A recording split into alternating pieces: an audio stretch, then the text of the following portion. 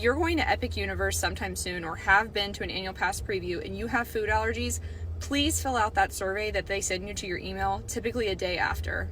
I was very honest and I did praise the park highly, but I did have to critique their handling of gluten allergies a little bit.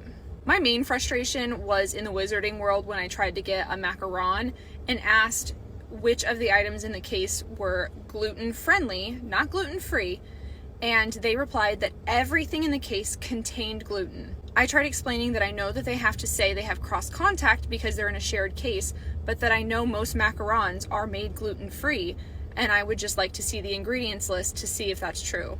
The team member was a little annoyed at that request, which I am not doing this for fun. I am doing this because I have an autoimmune disorder. So he gets the allergy book out. I flip through it. Sure enough, not a single macaron has wheat or any gluten containing ingredients.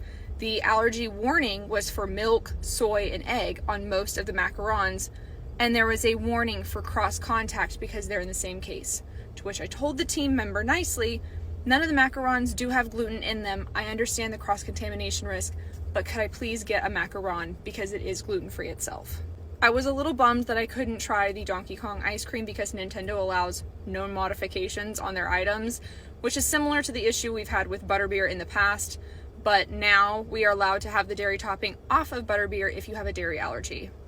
While I did think there was lots of options for me in Epic Universe, I did find it really frustrating that you do have to place everything mobile order and add an allergy note on there in order to speak to a chef. It makes it really difficult to order items because you don't get to talk to a chef until you place your order and you've paid for the item.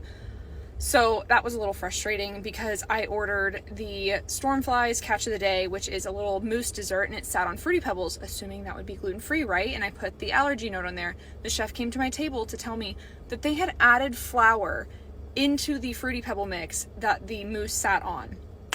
And I was like, well, I already paid for it. I'm sure they would have refunded me, but he did go back and talk to the staff and they were able to remove the Fruity Pebble mixture that's on the bottom and just give me the little fish-shaped mousse. It was delicious. It was gluten-free that way with modification, but it's just a little frustrating to have to battle through everything through the app rather than talk to an actual person and order with your allergies.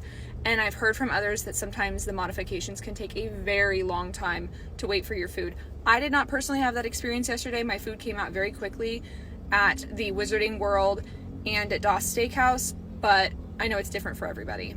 I just want to say that I really think you guys should fill out those surveys and give them your feedback about things like allergies and other accessibility issues, because I know they do listen to those surveys and they take your feedback seriously, but if nobody is filling those out and giving the parks feedback, nothing will change.